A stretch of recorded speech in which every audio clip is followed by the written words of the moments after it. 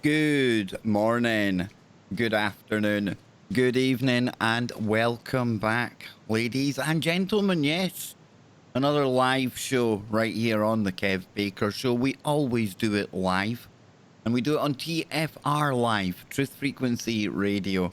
Yes, tell everyone that is the place to go with all of these hours to while away while we all sit at home and do our thing. And yes, I'm not alone today. I have my good friend, Jimmy Jeans. I seen him languishing out there on Skype, and I thought, I will help kill this man's boredom. How you doing, James? I'm doing fantastic. Yeah, you caught me out there. I was sunning myself out there on the Skype landscape. I was catching some vitamin D out there. So I was glad. It was good to see you out there. I'm glad to see you out in your shorts, getting some rays, Kev, on the Skype. Yep. We're still here, Jimmy. Still here. Still going strong. And how are you finding the days? Are they getting longer where you are? It just seems like the days just ain't long enough, Kev. The days just go on and on, but for some reason, I just can't seem to get anything done. The days seem long, yet my procrastination abilities are honed. It's a honed skill. Oh, come on, dude. You can't drop in the procrastinating, a word that I struggle to say but admire so much. I'm a man that loves big words, Jimmy. And you've already stolen the word of the day already, dude. Come on. Secret word of the day? Procrastination. No, you have to make it something I can say. That's not fair. But anyway, I want to welcome everyone to today's show. And we're going to be talking about some stuff that kind of follows on from yesterday's show. Because I was throwing it out there, right? While we're living through what will surely be remembered as historic times. We were talking about people having dreams and maybe the ability to dream into the future. What are dreams? People having weird dreams, all that kind of things. And I described them at the time as being maybe one of the symptoms, one of the telltale signs that we can look to say, you know what? That this really does signify that there's something almost cosmic on scale going on here. There's a number of cycles I think are coming to an end and restarting again, and it's all happening at one time. So there must be other signs out there, right? There would be other things going on in other realms, and tonight we're going to be looking to the skies. Yes, we're going to be looking to the heavens to see what's been going on, or if anything's been going on. And trust me, lots has been going on. So we'll be talking about that, myself and Jimmy.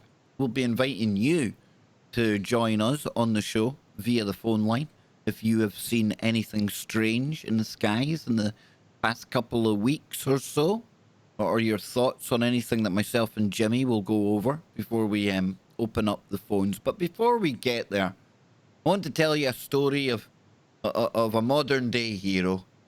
It really is in the face of adversity that the most unlikely of people rise to heroic levels. And today I think I found one of Glasgow's first heroes, a true legend of a man, a pure act of selflessness. I really can't emphasize enough just how far this modern day legend has gone. But this man has braved everything that we are living in right now to go to the extraordinary lengths of securing the last Big Mac in Scotland. And for the paltry sum, I mean the measerly sum of £99, there's one Glaswegian will sacrifice his day's exercise just for you. And he'll meet you somewhere on the quiet and he will sell you that. He doesn't even want it himself. A Big Mac. Jimmy, can you imagine it, dude? And I'm not even making this up, brother. People are going to think, oh, Kev has lost the plot. What is he talking about? No, literally. There's a Glaswegian guy who has thought, I can see a way of making myself some pennies here. And he's literally selling the last McDonald's in Scotland. Look at it. And it goes on to say how, one previous owner, still in original packaging, very nice touch, I think, and also mentions how, it's still as soft as the day he bought it. And you know, you could go back a year from now and it'll still be as soft as the I day know. he bought it. So I just thought that I would give that one hero an absolute.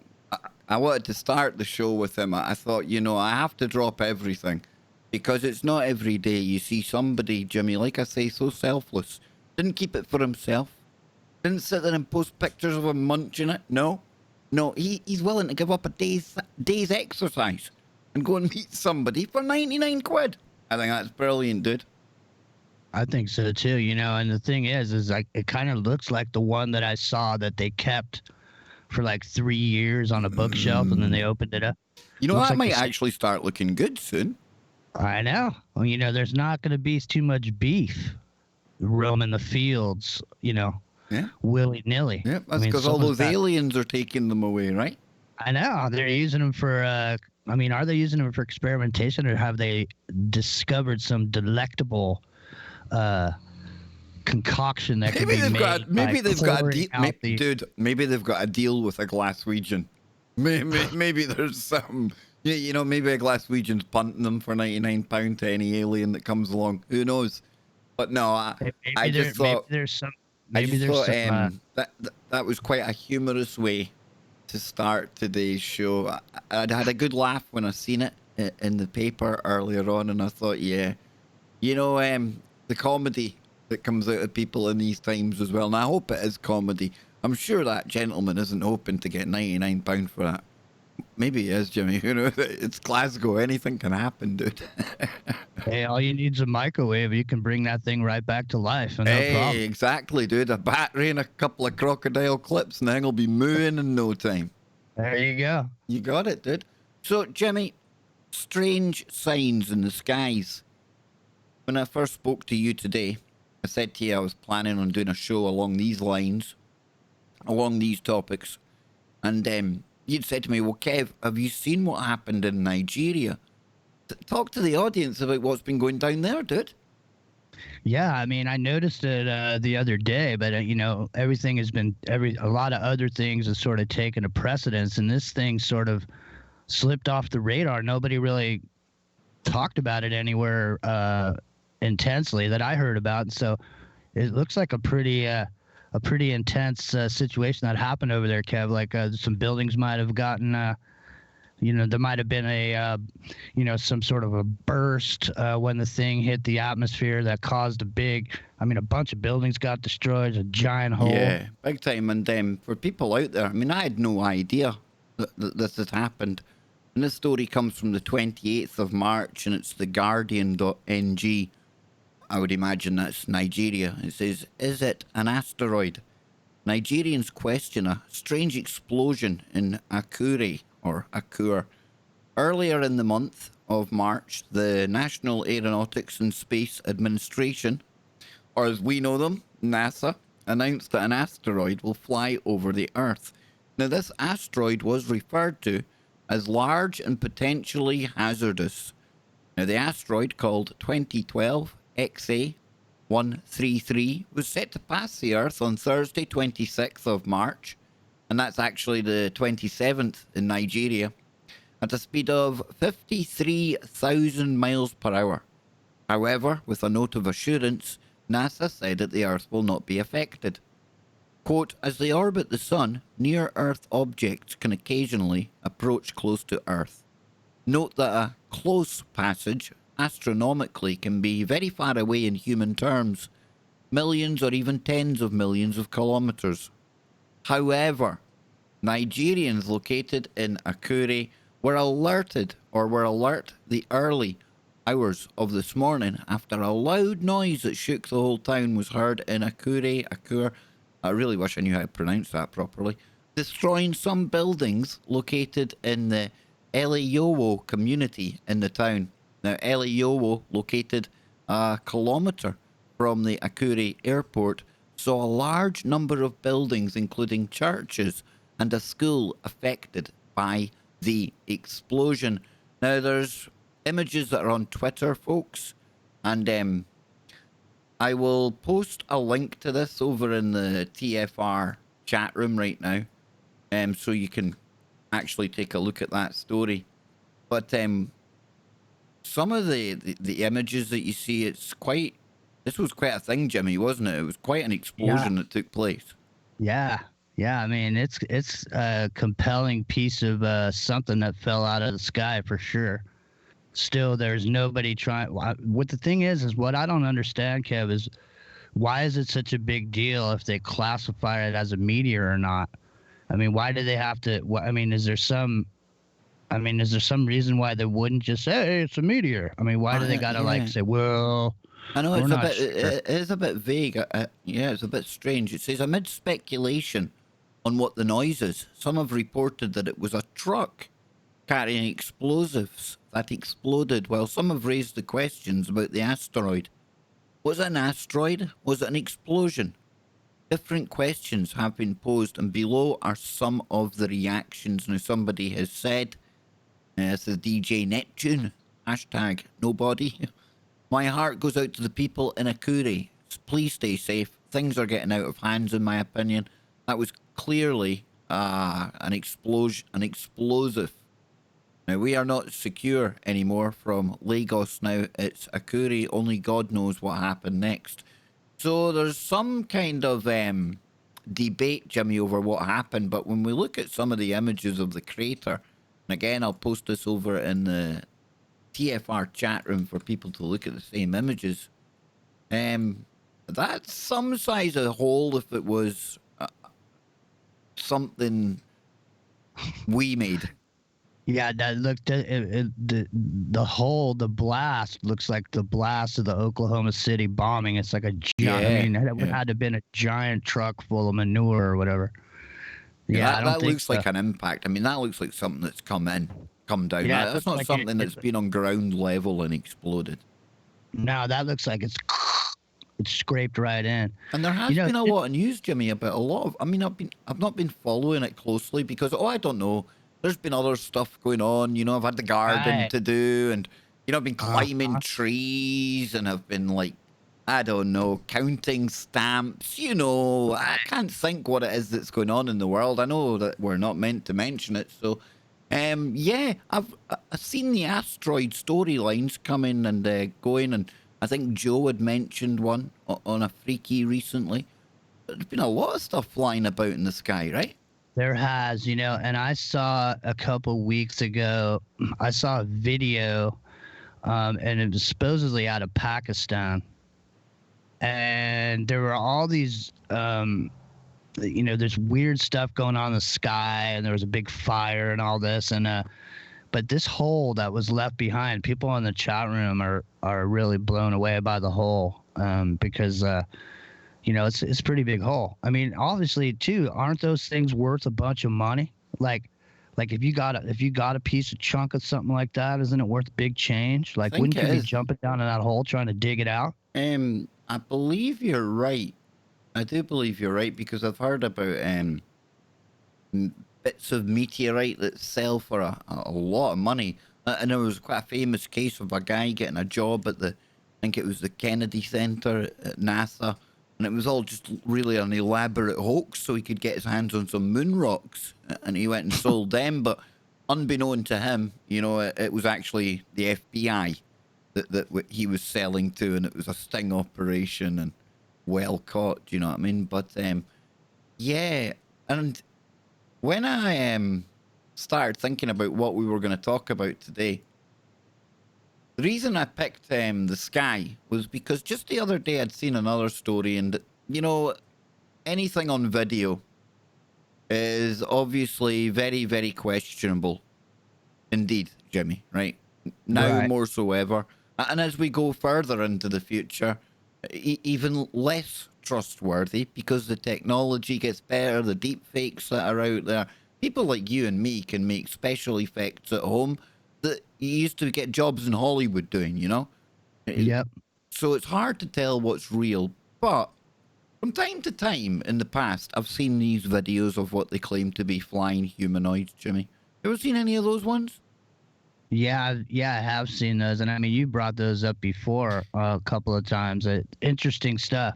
It's weird, right? Yeah, it really is weird, right? Because, I mean, I don't know, in my mind, when I see them, They almost look like a dude just on a jetpack, like the kind of thing you would imagine. I don't know, somebody flying around in if we had jetpack things. But these things are too high, right? This ain't some character that's got a couple of fire extinguishers on his back and, whew, you know, taking off, trying to Yeah. look over the curve or something. None of that nonsense. This is something different. But your thoughts before we I get into the one that's been seen recently. Well, you know, I've seen a few of them recently. I saw one that came out of Italy with some people, and they got their cell phone, and they're going, "Hey, look at the." Hey, you sound like Leo Zagami there, man. You and Leo would get on well. You do get on well with Leo. Hey, Leo. Yeah. So that's what they were doing. I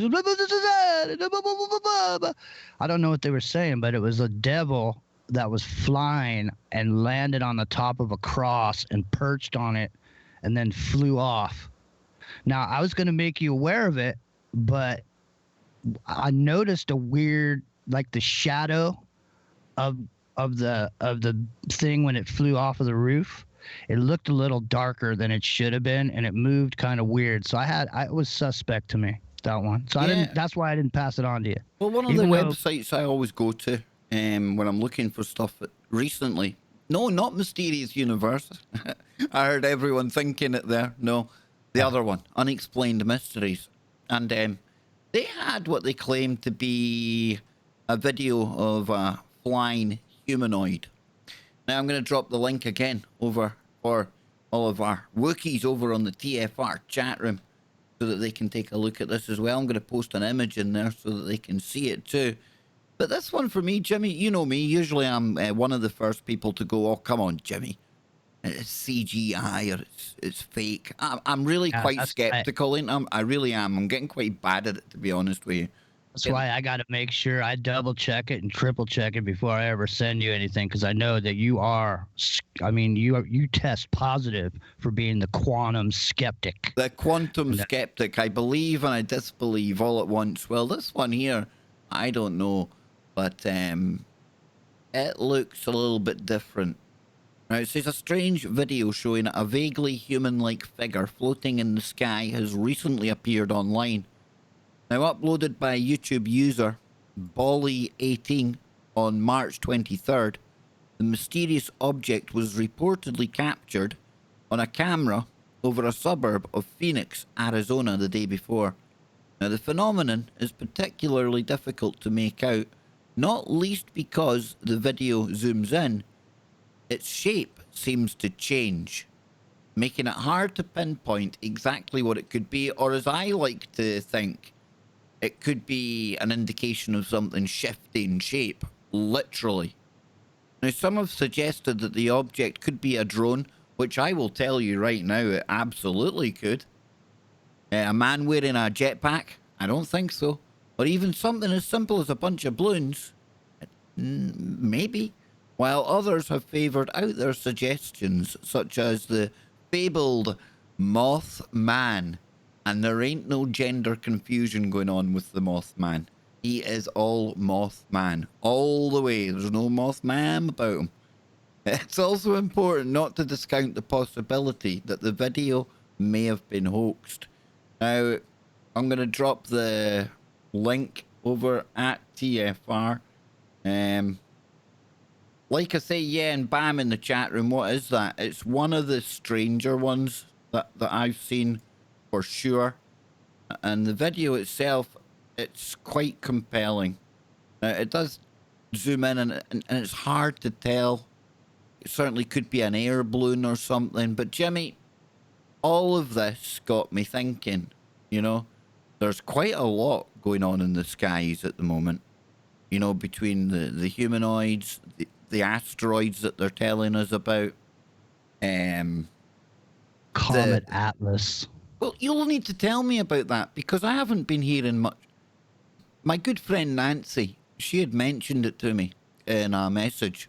And the only reason that stuck out was because I'd seen somebody had that title, that Comet Atlas in their title on YouTube. I have no idea what Comet Atlas is, Jimmy. So you'll need to fill me in here.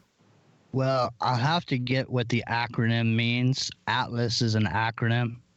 for close approaching asteroids. I don't know what the acronym stands for, but it's also the name of this comet. The comet is also called, I don't know if I can say it because it's called Don't call it that. No, I don't call it that then. No, but believe it or not, I'm not going to say it, but the 2 letters and the 2 numbers. Got you. Okay? Yep. The 2 letters and the 2 numbers, that's what this comet is called. Those 2 letters that cannot be said and those 2 numbers. Comet C2019 Atlas will come closest to Earth on May 23rd, 2020. Its perihelion, or closest approach to the Sun, will occur on May 31st, 2020. Now, if predictions are correct, Comet Atlas might reach a visual magnitude of +5 around May the 1st, and that's when we'll be able to maybe see it in the night sky, I take it. But it's story here about it. And it looks like it looks like it's actually gonna be green in the night sky. Now that could be a bit weird, right? It says a comet speeding towards the inner solar system could become one of the brightest objects in the night sky, promising the most dramatic display of its kind in decades. Astronomers believe that Comet Atlas, which in 1 month has grown 4,000 times brighter than when it was first spotted, has the potential to become the comet of a generation if it maintains its composition. It's definitely a promising comet, Daniel Brown, an astronomy expert at the Nottingham Trent University, said yesterday. Very interesting. Looks like I've got another rabbit hole to be diving down then, right? For sure. And so let me just give you a synopsis of some of the things that are running around, some of the rumors that are running around on the internet about this. Okay? And whether they're true or they're not, I'm not saying. I'm just saying these are what people are saying. So one of the things people are saying is that when it goes by, when it breaks perihelion, and it gets supposedly going to go by, when it does, the ions from the cloud are going to hit the Earth. And that is why they're all running to the bunkers, is what they're saying. That's one thing they're saying. So I don't know what the effects of this ionic radiation from the tail. We're all going to turn into X-Men, dude. We're going to get superpowers. I'm going to be able to fly and come to California and bug the heck out of you. Well, hey, here's another one now. So somebody said now with this comet that there may be some Nostradamus correlations with the Mabus. And so it's an interesting what's thing, Begley said about it, man? Is Begley worried about it? I don't know, dude. Honestly, I have not checked in with Begley. If Begley's worried about it, I'm worried about it. That's all I'm gonna say. I don't know, yeah. So the sky is a weird. We got a lot of stuff going on. There seems to have been a lot of activity in the sky. And maybe a lot of people are concerned, that maybe something's flying our way, and there's really no way to tell. It's kind of the same kind of thing as what's going on in the other area that we're not going to get into, but it's not something that can be seen with the naked eye. Until all of a sudden, imagine some Nigerian guy out there, Kev, he's out there out back having a smoke. All of a sudden he hears some. That's what we were saying before the show, wasn't it? That's what we were saying. We were saying, dang, dude. He might just been out for a smoko or something like that. Just stood there. He'd probably staring at his phone, Jimmy. Yeah, probably just see the glare on his screen like that. What the heck's that? Thing over the top. That's it. You see what I'm saying? You see? Look up, people. Look up. But yeah. We're going to be getting into more strange signs in the sky. Much weirdness going on out there. Much weirdness going on everywhere. And that's the times we're in right now, folks. And I tell you what, I can't think of a better time to be adding my personal commentary along with Jimmy on everything that is going on right now, things that may be going on, things that might be going on, and things that probably ain't going on. We'll be back on the other side, and we're wanting to hear from you as well. So don't go anywhere. More coming up after the break on today's Kev Baker Show right here on your #1 network, TFRlive.com. Look at that. Timed it to perfection. And a big shout out to everyone that's here today. Wow. Wow, wow, wow. You know, I thought once the novelty of the emojis went away and the memberships, I thought, Jimmy, it's just going to be me and you sitting here. But no, I should have known better. And I want to thank everyone out there. I really do.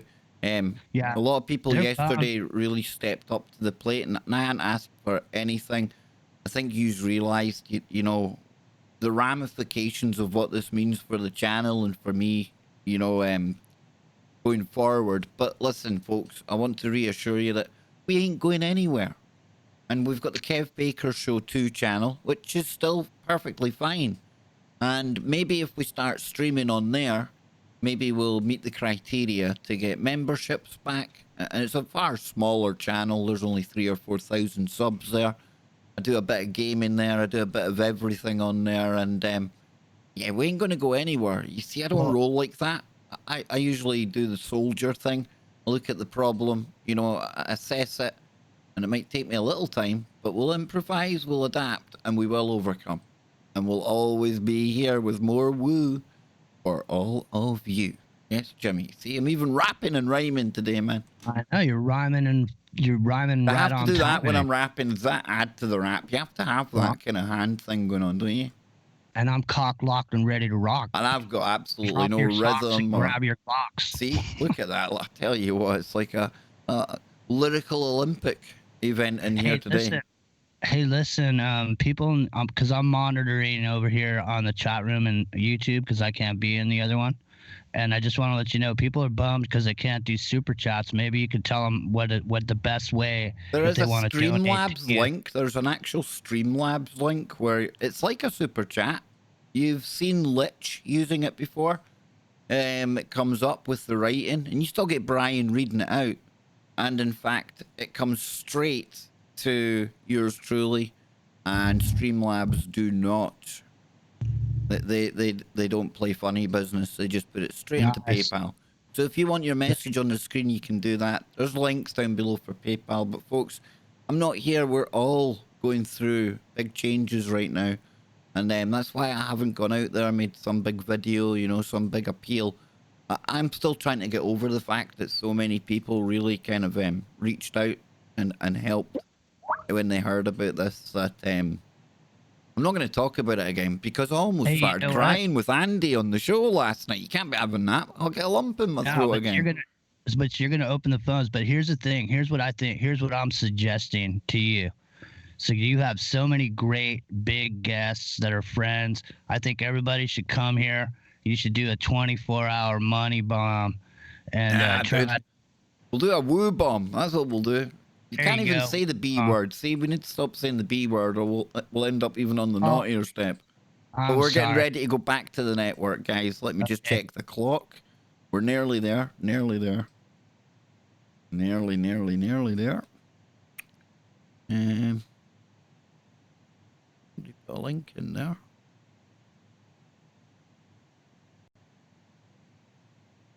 Alien snakes. I don't know if I can handle alien snakes in the sky. Oh, don't do alien snakes, Jimmy. But here we go. We're going back live to the mothership. And just like that, we were back. We're live, and you're tuned into the Kev Baker Show back at its normal time. Thank goodness, of 10 p.m. in the UK. You know, I don't know, that extra hour, you know, it might not seem like much, but it totally changes the dynamic of the show. And that was a long wait for us to catch up, right? Till we put our clocks forward there. 3 weeks, I think I was doing the show early. But I tell you what, I am very, very much glad to be back at my almost the witching hour. I take you right up to midnight here in the UK, and we've got so much more to get into. And it's not just me here today. I've got the maddest guy in California, He goes by the name of Jimmy Jeans.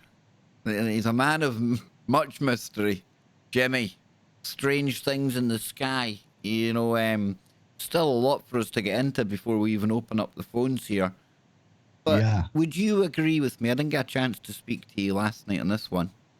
And let me ask you first, have you been having any weird dreams or anything, you know, since you've, No, but I since things have did listen to changed? your I did listen to your show, and here's the thing. I typically don't dream every night that I remember. I mean, it's not that I don't dream, I just That's don't like remember me. it. Yeah, that's like me, dude. That's my usual. But I've been having dreams lately, like over the past couple of weeks. So yeah, I mean, nothing I can remember. I mean, nothing prophetic or anything like that. I typically don't have, the dreams that I typically have are like they're somewhere and it's some place and there's something going on, but it's never like scary or there's never any weird situations going on. But I mean, there's been a couple of times where I've had sort of end of the world type scenario dreams where lots of people were migrating in cars and I mean, yeah, it's a strange situation. I mean, I always take my dreams at face value when I see them. They're more like, to me, when I'm in a dream, it's more like a movie than it is like when it's over with. I'm not sitting there trying to figure out what it meant, kind of a thing. You know what I mean? I take the face value of it. Yeah, I know what you're saying. Big shout out to Paranormal Portal in the chat room. Good to see you kicking Hey, about out there, Brent. You might enjoy Thursday's show that I've got lined up. Got a new guest coming on. His name is Tony Merkel.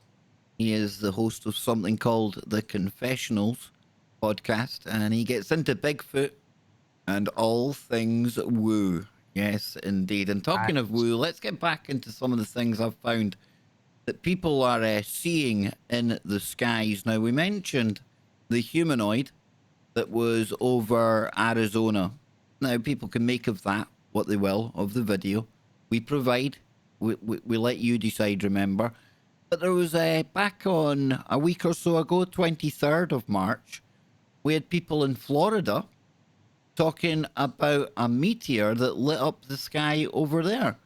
So the skies are really quite active. We've got asteroids flying in here, there. Oh, wrong one. There we go. Yeah, we've got asteroids flying about. We've got NASA assuring us there's no problem. Everything's good, Jimmy. I don't know. Yesterday, no, maybe the day before, I covered a story about how they were making sure that the bunkers up at, Cheyenne Mountain and things like that, the bases and things, they're all manned. It does make you wonder, dude. It does make you wonder why people are maybe starting to look at opening up the bunkers and things going on overhead. Well, here's the thing. First, they actually went in there and locked the door. So number one, they weren't just checking it out. NORAD is locked down, and they said that they're not going to be coming out for a while. Like, they went in this whole like piece about their families, going to miss them and this and that and the other thing. And same thing today in Israel. The Israelis opened up their bunker system and went inside there too. So yeah, the thing is, it's like, it's a common sense would dictate that if there was something coming in, that people in a position to try to stop it would. And then if they couldn't and they knew it was going to hit, if they just announced it all at once, everybody be running out to, all the stores and, grabbing all the stuff. So there's people putting forward that, the reality of the situation is really there's something like this happening. And they wanted to get everybody inside, that type of thing, while they get the military in place. But that's just some of the stuff that's running over the internet waterfall. You can fill your cup with it, and head for the bunkers or not. Head for the bunkers. Yeah, it's undeniable what's going on in the sky, though. And I think what do they call that effect? there's some effect when there's a big object traveling in space. It has this field of debris that travels along with it, kind of thing. I think you're talking about Clyde Lewis and his sweeper effect. Yeah, exactly. The Clyde Lewis sweeper effect, perfectly described, Kev. Yeah. You test positive for a quantum description right there. Yeah. And just to kind of people picture that, you know, you've got an object. Okay, it might not be that big, but other smaller objects up there that are doing their thing, just gone their usual orbits, not harming anyone. Well, this bigger thing comes along and like ripples in a lake. You know, that moves things around, and then that once previously inanimate, really small thing now finds itself, whoa, through the keyhole, headed in, Nigeria, here we come. You see? Well, you know, the conspiracy theorist in me says, what if there was something coming in, it was on a specific trajectory, but it was further out? Is it beyond the pale, Kev, that maybe the Space Force could fly some sort of a device out in the same trajectory and fire a rod from God projectile towards the Earth to get an idea where it's going to land? That's something new we've got. Jimmy, the realms of anything can happen, I would suppose, when you're getting into what could happen, trying to look forward. Who knows what the Space Force is all about, dude? But maybe that's why we've got people starting to see more things in the skies. And I've still got more stuff that we can look at here, because there was another thing happened over here in the UK, and I've been mentioning how all of our footballers, you know, it seems all sports stars out there right now, I don't know, it's like they're the same as the rest of us, and they're getting like cabin fever and going a little bit crazy, and some of them are even looking up into the night sky and seeing strange, unidentified flying objects.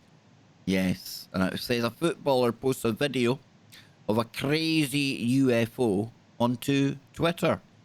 And this retired footballer called Simon Church raised eyebrows recently when he shared footage he'd taken of a UFO.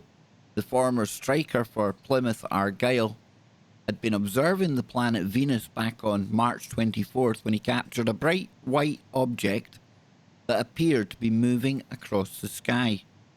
Quote, "Just seen the craziest thing whilst having a look at Venus tonight," he wrote on Twitter.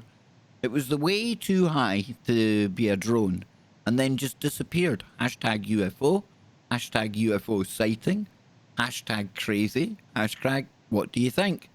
So the video has racked up 20,000 views. I'm going to drop the link over at YouTube, over in the TFR chat room so they can check out the video. It's a strange one, Jimmy. It's why does that keep on doing that? I turn that off. It's because I just landed my unit. My chair was floating on. I was on the magnetics, and sorry about that. I didn't realize it was on. This thing here. Do you know what this footballer has captured? Do you know what it reminds me of for people if they want to picture this? It reminds me of, remember that famous NASA mission where it looked like the tether? They call it the tether experiment, and it looked like almost jellyfish type things that were floating about. Now, I know when you zoom in from a distance on a light at night, you're going to get weird effects on your camera. That's a given, right? But that's strange, Jimmy. That is strange. I'm not saying it's not. I'm not saying, oh, it's alien, but it's definitely anomalous, right? That's a weird one. Yeah, lately, for some reason, there's been a lot of people that have been seeing orb-like. That's very much how you would describe this, right? Orb-like, definitely. Yeah, it's like an orb-like apparition, some sort of plasma ball, sort of smart plasma ball. I think plasma is a really good way of describing it. Actually, that's a really good way of putting it. Sweet. Yeah, that's what it looks like from here. Yeah, but that's a weird one, right? Really weird one. It is. And then it wouldn't be a show if I didn't at least once go to the mysterious universe, because it's got something on this topic today as well.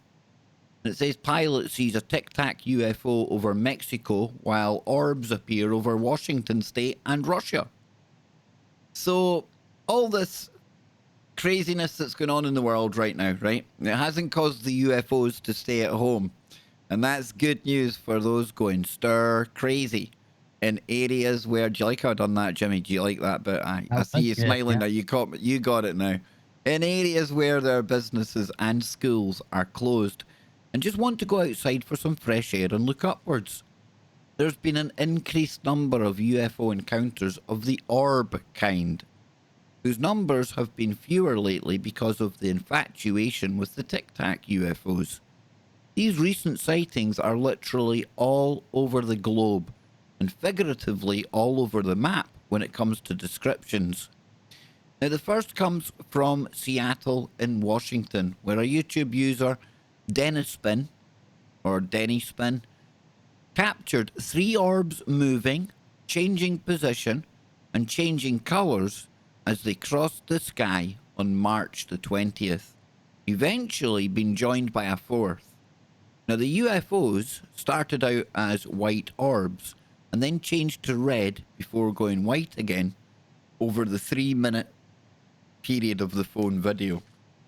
Now, I'm going to drop the actual video over to the TFR chat room in case they want to watch that, but this is quite a compelling video because there's a lens flare appears on it from time to time in the corner there, but the person makes no issue of that. They know it's a lens flare, but there's 3 main lights that come together. Now, it could be drones, I get that. It's, if you watch the entirety of the video, you definitely get an appreciation for it not being Chinese lanterns, which can be mistaken for these things again. But that's just one example of what's going on from the mysterious universe. Then we come on, and it says, as some commenters pointed out, this was 3 days, or just 3 days after another similar sighting over El Paso in Texas. Now, those seem to stay in the same relative position in the sky. And El Paso is home to the enormous Fort Bliss U.S. Army base, and those orbs are most likely flares. Now, I've seen military flares, and admittedly, it was like 20 years ago now, so they're going to have changed. But I don't think they're as intelligently controlled as what I was watching in some of these videos today. I really don't. Perhaps they are. But it says here, similarly, Seattle and sister city Tacoma are home to a number of US military bases, including a couple of Air Force bases, and is a strategic West Coast defense location. Now, while these orbs could be military planes or helicopters, their slow movement suggests drones, especially with the changing colors or flares. However, they're still open for speculation since there's been no official explanations as of this writing. Now, I remember the last time we were talking about mystery lights in the sky, and we were the first show out there to get the scoop. Yes, we got the scoop on what was really going on, and it was drones. Now, I'm not saying this is drones, folks. I'm just throwing out there that there's a lot of stuff going on in the skies. Now, in my mind, in general, I think most of the things that we do see in the sky that are anomalous probably are more our kind of technology, maybe test planes, secret stuff. But that doesn't mean that it all is. And you know me, come on. You know I'm into the UFOs and the woo. So some of these things that people are seeing could very well be otherworldly, interdimensional. Describe them as you may. But it says here, quote, airline pilot with 29 years service filmed a tic-tac UFO over Mexico. And a UFO sighting that might have a connection to the El Paso sightings, just by way of proximity, is this one over Monterrey in the northern Mexico state of Nuevo León, which is roughly equidistant from both El Paso and San Antonio.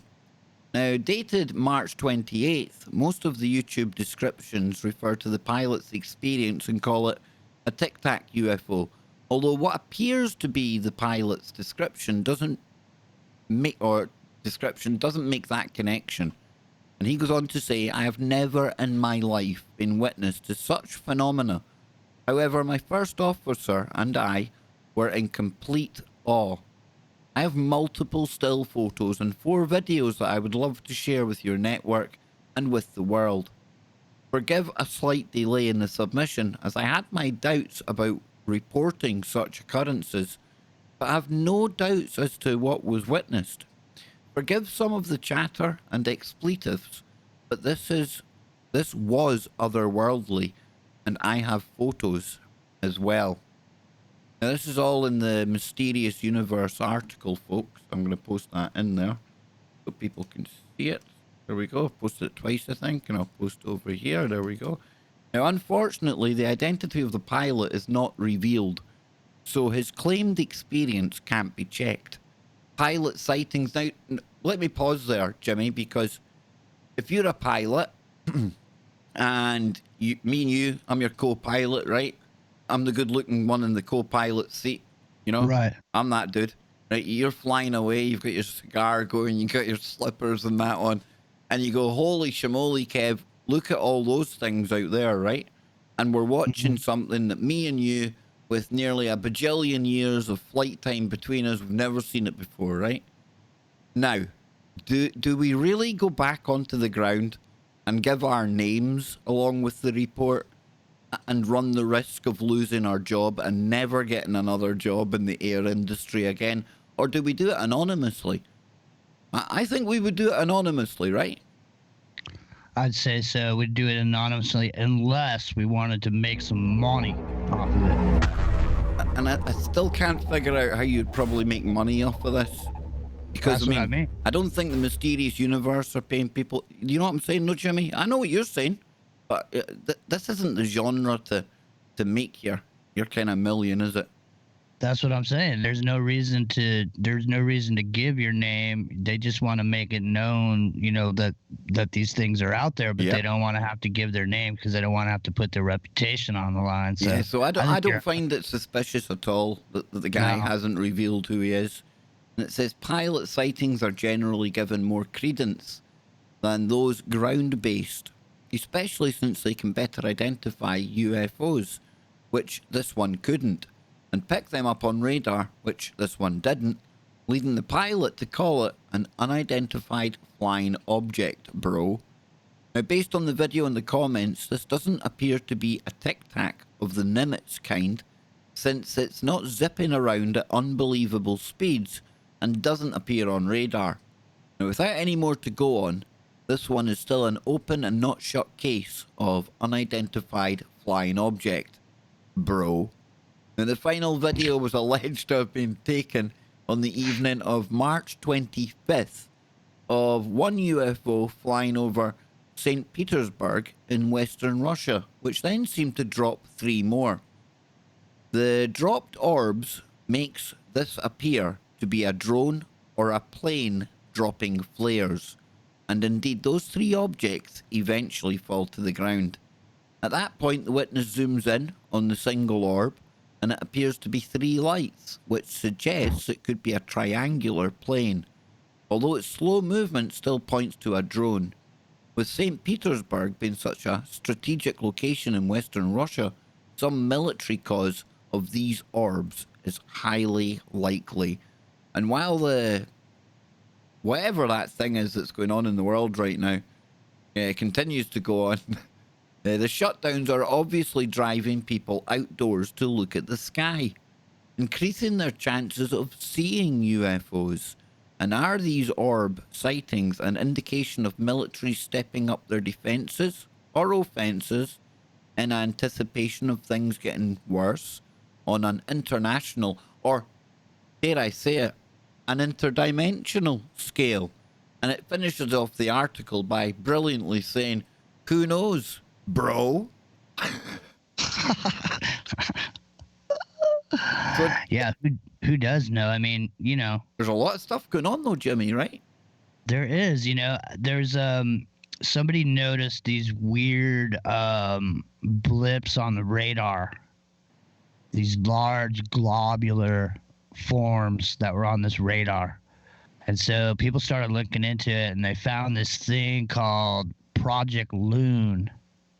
You ever heard of it? I have, yeah. Yeah, it's some sort of balloon object that they float over cities. Yep. And Nano Girl came on the show about that years ago. right. Yep. So I mean, so like a loon type scenario may make drone swarms possible. Some sort of a drone storm. Because I mean, Kev, let me ask you what you think. Because I mean, to me, if I had the technology to lift a vehicle off the ground and fly it around, what is the necessity to have a human being in the vehicle? So I don't have to accommodate the human being. I don't have to make accommodations for the human being. I would be able to utilize the technology, fly it around, see everything that it could see, do everything it could do. Oh, I'm with you. I mean, they've got I've not seen one myself physically, but I know they've got like platforms that they can use for swarm drone technology. Now, whether they float that up on a balloon or another bigger drone, maybe carrying it below, I'm not sure. Probably either or. But I know that's one of the kind of things that was going on in Colorado when people were talking about the mystery kind of drones. And our good friend Andy came on, and he told us way ahead of time. And one of our previous streams now, Sony have got adverts out there, planting season's coming up. Why not consider our drones, using drones for planting? So, yeah, these platforms, like you're talking about there, Jimmy, can easily drop things off that could appear otherworldly, but very much our own tech. Yeah, big time. Yeah, I mean, and plus, whatever. And you're right. I mean, think of the money. Paying pilots or have something that can be controlled, multiple can be controlled by AI.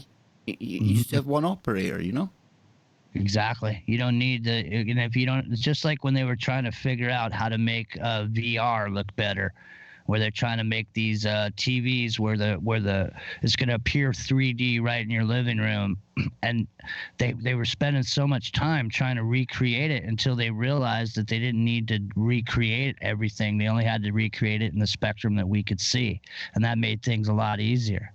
So when you get rid of the human aspect of having to accommodate for humans, keeping them alive with oxygen and keeping them from blowing chunks everywhere when they're going 2 million miles an hour, all that kind of stuff. Keeping everything solid with the gravity and everything. I mean, who knows what it takes to actually make all that happen. But I think you're when you were talking about the orbs, that's another aspect of this technology that may be possible. Plasma, like smart plasma ball sensor type, hovering globes that can take in everything that's going on in a situation. I don't know. It's pretty interesting. Yeah. The whole plasma thing, that really is interesting. And that starts to get into how the space really works. And I would imagine if there's more advanced entities than us out there, that they've been playing the Electric Universe game a long time, right? And they know all about the plasmas. So it wouldn't surprise me if any of their craft displayed some kind of plasma qualities. It certainly wouldn't surprise me. But plasma, very, very cool. And for anyone interested in looking into that Electric Universe, it's only one place to go, and that is the Thunderbolts project.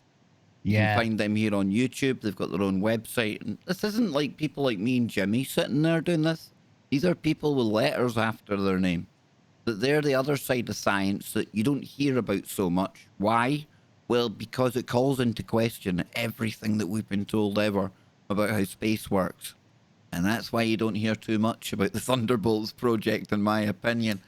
But I tell you what, they can pretty much recreate some things using plasma, ionized gases, electricity, to recreate things that you see on the Hubble telescope. I know, right? That sounds bizarre, but that's as above, so below. And plasma, that is the main game in town when it comes to space. But we'll go into that on a full other show. I think I'll write that one down because we're going to come back after the break. And I want to hear from you. Either people who have had their own UFO kind of strange sky experience. Maybe you've been looking at some of the UFO reports that have been coming in. But we want to hear from you. And I'll give you the number when we come back on the other side. Don't go anywhere, folks. We will be right back.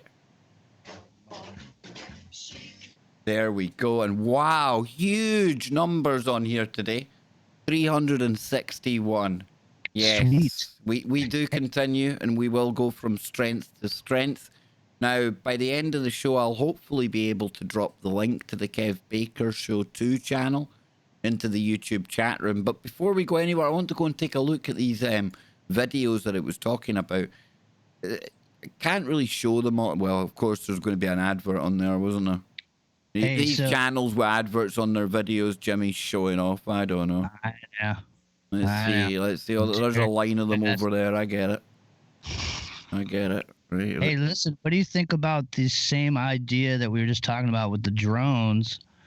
I mean, what do you think about the same idea for satellites where you have a main satellite that maybe, obviously you can steer it and control it because, I mean, that's what you did, right?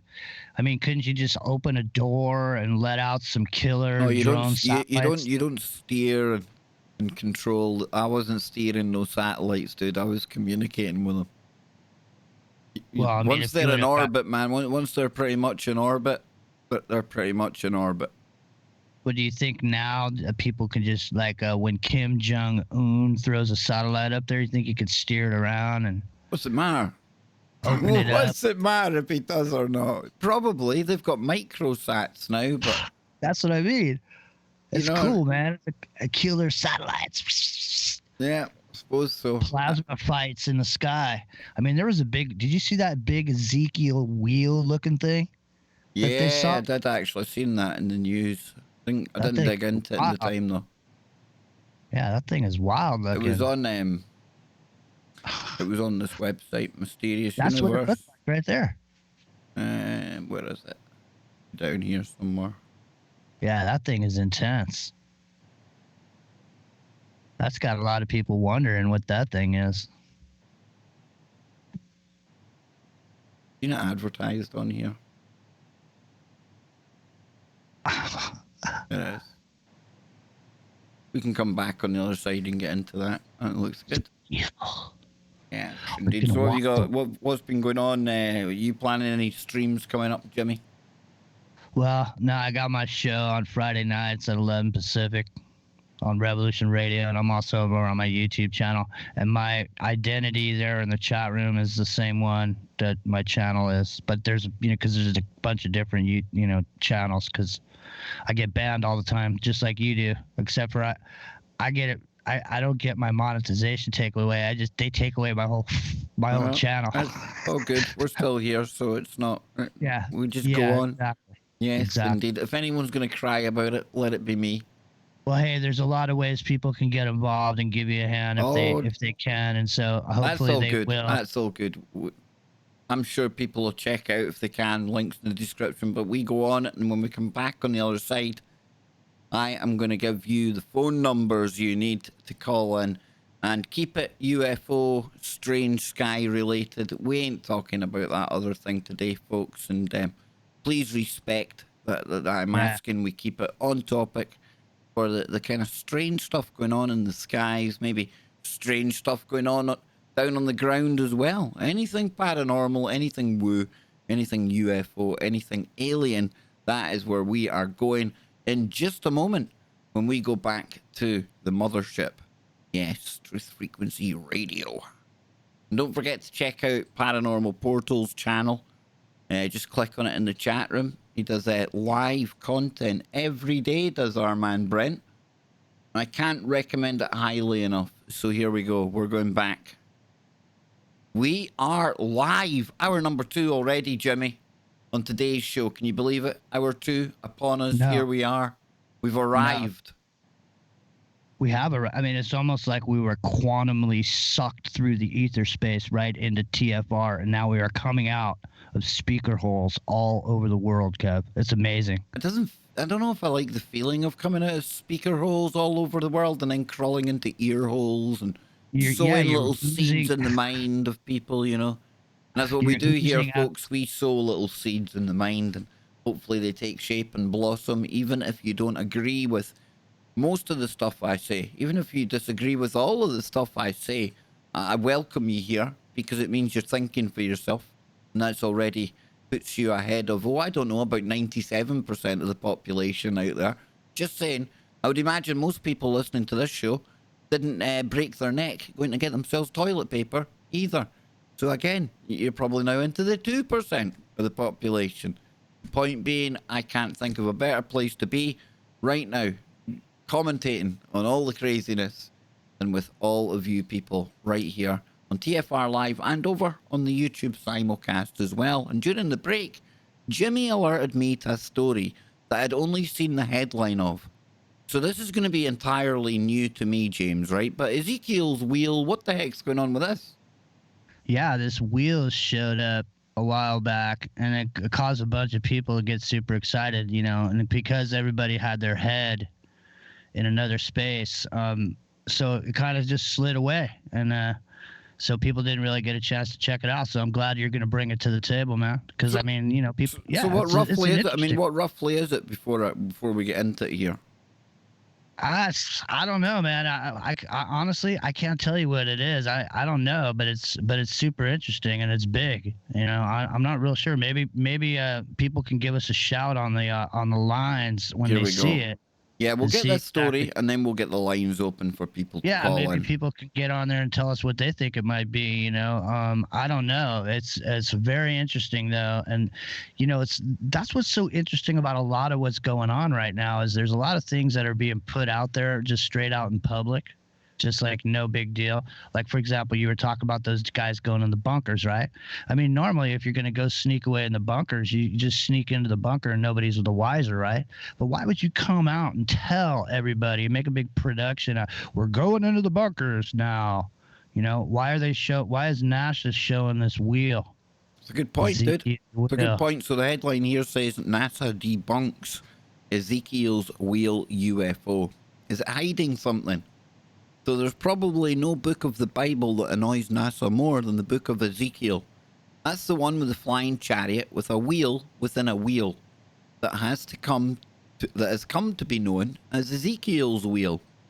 Now this is the book which is stuck like glue to Eric von Däniken and the theory of ancient aliens, both of which inspired NASA engineer Joseph F. Blumrich to write, quote, the spaceships of Ezekiel while still employed by the agency, thus linking NASA to Ezekiel and the wheel, which Blumrich attempted to duplicate with his patented omnidirectional wheel. Now, fans of ufology know that it's a rare occasion when NASA acknowledges, let alone addresses, a UFO sighting.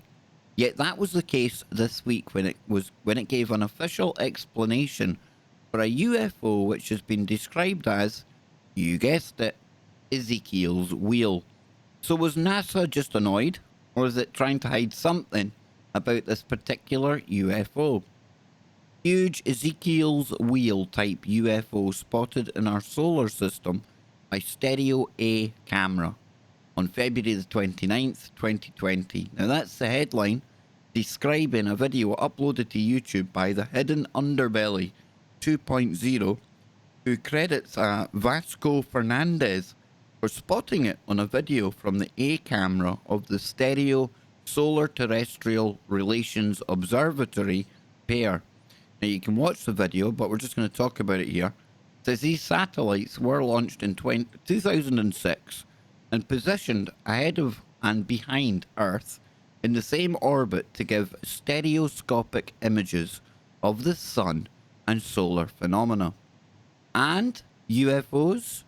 Well, contact was lost with Stereo B in 2014, but Stereo A continues to broadcast, except when it's interrupted by NASA. Now, that's the assumption in the video's narration, which highlights the appearance of the so-called Ezekiel's wheel for a few seconds before the video cuts out. Now, when it returns, the anomaly is gone, and the narrator says NASA's going to have some explaining for this. Now, amazingly enough, NASA does.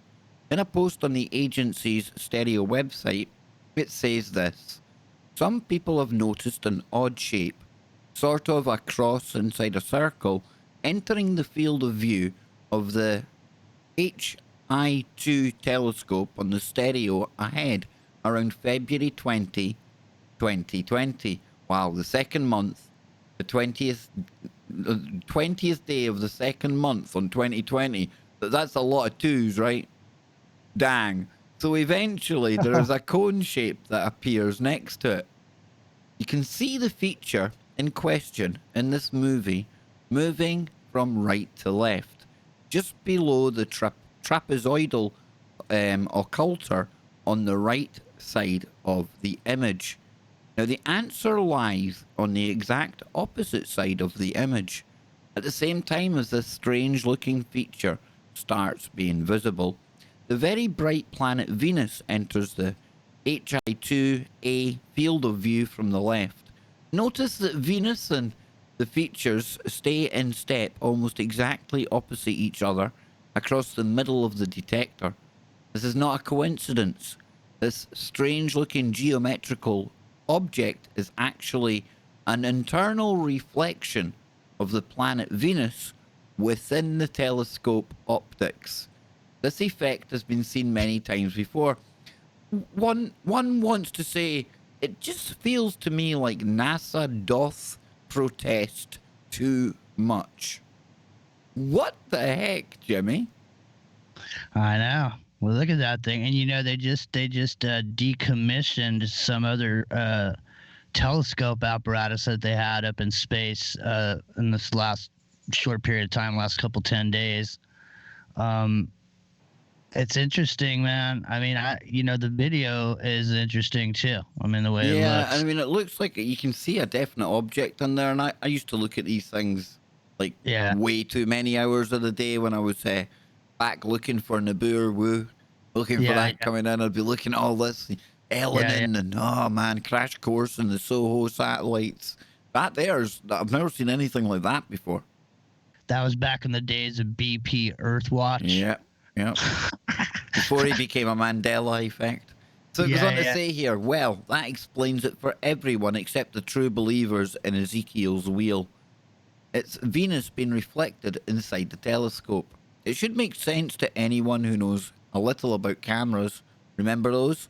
Lenses and optics. However, rather than leaving it at that, NASA sees it necessary to bring something else up. So they're not done with protesting, Jimmy. We go on, quote, we've also gotten some questions about why the images from the most recent few days are of low quality and are sometimes incomplete. Now, this is because our data comes in two streams, highly compressed and lower quality, but fast space weather beacon data, which are replaced after a few days with better science quality images. Why would NASA, so historically unwilling to address any sort of unusual space anomalies, bring one up of its own? Now, for those who watch these video feeds for such anomalies or just out of scientific curiosity, the fact that NASA actually has two visual feeds of the same camera, of the same area, must be puzzling. And why has it suddenly switched to what it admits is a lower quality feed right after the so-called Ezekiel's wheel appeared? Is there something to hide? Right, I tell you what, I started this show thinking we were just going to talk about UFOs and maybe people phoning in a moment with weird stories and things like that. Now I'm starting to think there might be something going on in the sky. There's something going on in the sky, man. There's no question about that. And I mean, the thing about it is that something weird going on in the sky makes a lot more sense for the kind of response we're seeing worldwide with militaries and people calling their people back to their countries, and it's almost like they're. I mean, maybe there's going to be Who knows, Jimmy? Who knows? alien Who cares? invasion So it right says now. here, sorry, NASA, that annoying Ezekiel's wheel is not going away, and neither are the dedicated watchers who wonder what you're up to. And that comes from Paul Seaburn in the Mysterious Universe. Very, very interesting, and a lot going on in the heavens, eh? At this time in particular. Now that really does intrigue me. Now then, let me give out the numbers for all of you out there that want to call in with your strange sky woo or any paranormal type woo. All welcome here. All you got to do is call in on the following numbers. It's, if you're in the US, 213-233-3998. That's 213-233-3998. And if you're in the UK, it's 0044-203-393-2871. That's 0044-203-393-2871. So yes, a lot more going on in the skies, Jimmy, than I had actually accounted for. And who knows what we're going to get now that we're adding the phones in as well. I know. Hopefully we'll see something, because if you see something, say something. That's right. If you see something, phone into the Kev Baker Show. Be a long-time lurker or short-time lurker, but first-time caller. That noise there, Jimmy, it's like, that's us. We're connected, man. We're in. I'm still thinking about the Nigerian dude who was sitting outside having a cigarette.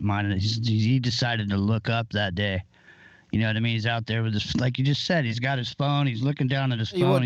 Tell you what, right? I was at work one night, and we're going back maybe 10 years ago now. But I was just stood at the front door, and on night shift, it was just you there watching CCTV. So thumb up your bum and your mind in neutral, watching movies. I mean CCTV. But I went outside for a smoke break, and I tell you, I don't know if it was a meteorite or something, but this thing just went over the top of the retail park at the most ungodly speed, but totally silent. And I swear, it didn't like increase in light like it was coming through the atmosphere. I have no idea what I've seen to this day. And I don't know, dude. Just when you're talking about that guy, the Nigerian guy out just minding his own business, that's what it made me think of. I tell you, just me minding my own business at work one night, and it just lit up the whole area, dude. It's weird.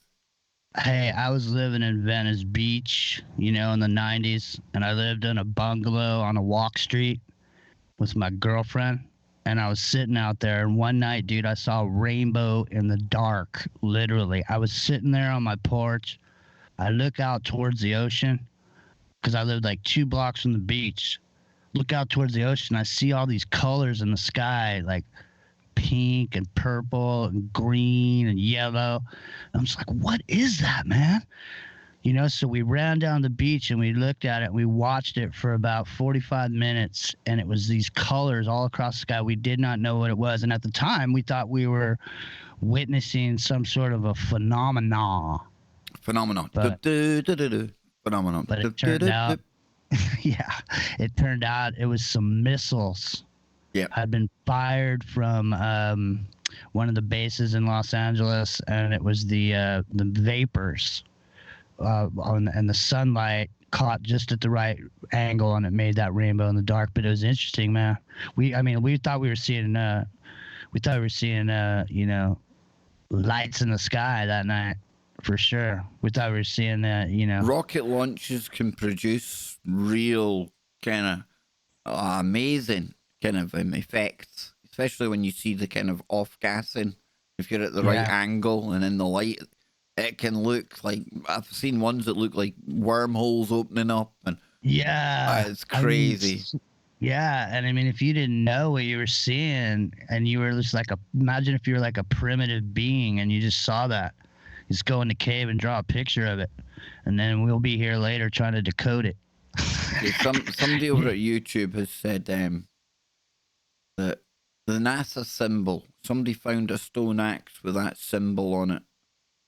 The NASA symbol. I don't think what the NASA symbol looks like off the top of my head. Yeah. A stone axe. Yeah, stone axe said, hang on. I hope it didn't have the letters on it. I'm taking it just had that kind of swish. That kind of thing there. So, yeah, don't forget, call in if you're in the U.S. Give us a call, 213-233-3998, 213-233-3998. If you're in the U.K., it's 44-203. I don't know. Do you know anything about the NASA symbol, Jimmy? No, I don't really know about anything on the NASA symbol. No. But I guarantee you, if NASA has a symbol, there's at least 30 dudes that have come up with the decoding of the symbol. Yeah, I'd imagine. Yeah. I know. It's got the ring on there. It's got the ring on there, so it might be something to do with Saturn. You could say maybe, and I'm sure that the star constellations that they've got in here will be proper star constellations. I would imagine. Probably the Pleiades is in there somewhere. But that looks like Orion, right? There's the three Orion's belt. That's Orion. Mm-hmm. Yep. That's right. So I would say this is probably the Pleiades down here, the Seven Sisters, maybe. I don't know. But you know, every symbol can have so much encoded into it, and it's just if you've got the eyes to see it. It sounds really cliche, but if you know what you're looking at, then it'll say multiple. It jumps right out. Yeah, it can speak on multiple levels, right? To me and Jimmy looking at this now, it's just a NASA symbol, but we know that NASA have got really, really strong Masonic connections, because even some of their missions, Jimmy, you know, they talk about how potentially there was a Masonic ritual done on the moon. I don't know the veracity of that, but I do know that they timed the landing to coincide with it being at 33 degrees to where Sirius would be in the sky. So I know that there is a Masonic connection there. So every logo's got power, right? Well, that's for sure. It's the logos. Well, now somebody's thinking it's the Space Force. Okay, we've got a wireless caller on the line right now. I'll get back to the NASA connection in a moment, but we're going to area code 417. Here we go. Welcome to the show, and what's your name? Hey, it's CJ Rich. How you doing, buddy? CJ, listen, sir. Hey, so nice to talk to you, man. We exchange emails all the time, and I hope you didn't have too bad of a headache the other morning after the Popeye show. Oh, the headache was horrible the next day. But fortunately, you know, I had minor surgery and got through that real well, and everything is hunky-dory right now. Oh, that's brilliant, hey, brother. And I want to apologize for being such a show hog over the weekend. Dude, don't you dare. You've got nothing to apologize for.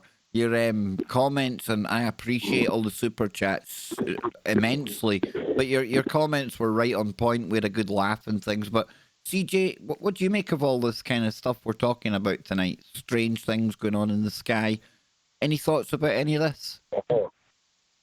Oh yeah, I got three real quick ones here, and I'll just run through them real fast. One is when I was like 6 years old, I had a brother that had a congenital heart defect, and he, nowadays it would be nothing. They could fix it in about a minute. But he was in the hospital about 150 miles away from where we live, and my mother came into the room one night, and she said, "CJ, turn off the radio. I'm trying to sleep." Well, I didn't have a radio on. I even got up out of bed and looked around the house. There was nothing on, but we were hearing this, and she and I both were hearing this music that was like it was like symphonic type stuff. And my brother that was in the hospital, he always liked what we called long hair music way back in the day. It was like symphony orchestra music, that type of thing. So anyway, then we all just went back to bed and went back to sleep. And the next morning we got the phone call that my brother had died in the hospital. Oh dear. So, I have no way to explain that other than the fact that maybe he was sending us a message. And then the second thing was that and interrupt me anytime, please. But when I was about 12 years old, my whole family, my mom, dad, and I were out in the backyard, and we saw this thing flying real low over, practically over the neighbor's backyard. And it had panels of light, that were rotating in colors, made no sound, made no noise, no noise or anything. And it just kind of like floated over the top and went off into the distance. And we were just all kind of mesmerized by it. And then the next day on the news, they reported that an unidentified plane had been flying over neighborhoods, and they took off from an unidentified airport, and it was causing all kinds of commotion. Well, I'm sorry, I don't buy any of that. No, that sounds like a story, CJ. Definitely. Exactly. And then the third thing was that I moved out at a very young age. I was like 16 years old whenever I moved out of my parents' house. And just words of wisdom for kids. It's amazing how much my parents grew up from the time I moved out. Because actually, I think I just got a lot wiser and realized how smart they were. But one time in the house that I was living in, I woke up in the middle of the night, walked into the kitchen, and there was this ball of light sitting right above the kitchen table. And it appeared to be, maybe 6 or 8 inches in diameter. And it just sat there. But the interesting thing is it was like a really bright light, but it didn't cast any shadows on anything. It was like it was lighting up the entire room from the walls to the floor to the ceiling to everything, but it cast no shadows. And here again, it's like you say, we present, you decide. Well, yeah. I have no idea what it was. That's bizarre, CJ. And that's about it. Other than I love you guys.